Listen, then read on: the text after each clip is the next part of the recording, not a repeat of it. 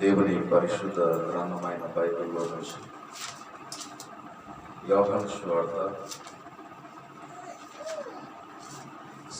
మత్తయి సువార్త 3వ అధ్యాయము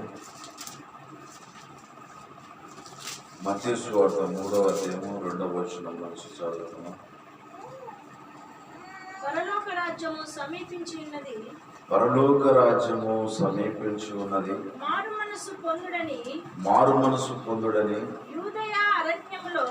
యూదయ అరణ్యములో ప్రకటించుచుండెను. ప్రభు మార్గము సిద్ధపరచుడి, ఆయన త్రోవలు సరళము చేయుడని అరణ్యములో కేక వేయు ఒక నిశ్శబ్దము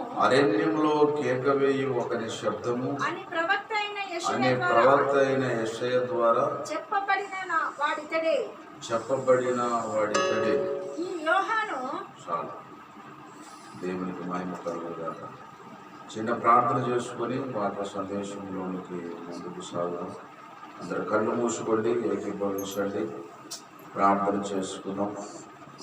పరిశుద్ధుడా, ప్రేమ కలిగిన తండ్రి, ప్రేమాస్వరూపి, నిత్యుడకు తండ్రి, సమాధానకర్త, అధిపతి అని పేరు పెట్టబడిన మహా గొప్ప దేవుడా, నీకు వందనములు, స్తుతులు, స్తోత్రాలు, కృతజ్ఞతాస్తుతులు చెల్లించుకుంటున్న మహాప్రభు, నీ పక్షమున నన్ను నిలబెట్టినందుకు వందనాలు. ఈ పరిశుద్ధాత్మతో నన్ను నింపండి. ఈ వాక్య సందేశము నువ్వే అందించండి. నా సొంత బలము కానీ, నా సొంత జ్ఞానం కానీ, నీ శిలువ చాటున నన్ను మరుగుపరచండి. నువ్వు మాత్రమే నాలో ఉండి నన్ను దూరంగా వాడుకోండి. ప్రతి మనిషితో నువ్వు మాట్లాడండి.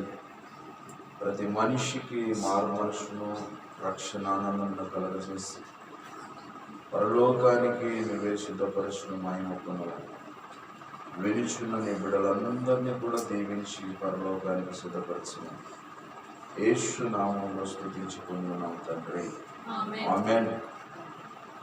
క్రీస్తునందు ప్రియమైన సహోదరి సహోదరులారా, మన ప్రభువుడు, మన రక్షకుడు, మన విమోచకుడు అయినటువంటి యేసుక్రీస్తు ప్రభుల వారి నామంలో మీ అందరికీ కూడా శుభాది వందనాలు తెలియజేస్తూ ఉన్నాను.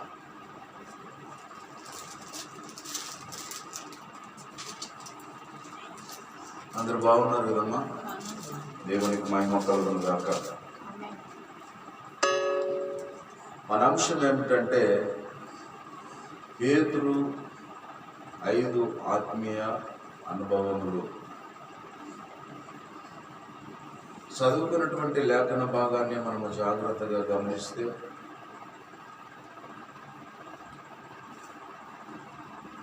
మొదటిగా పేతురు యొక్క జీవితంలో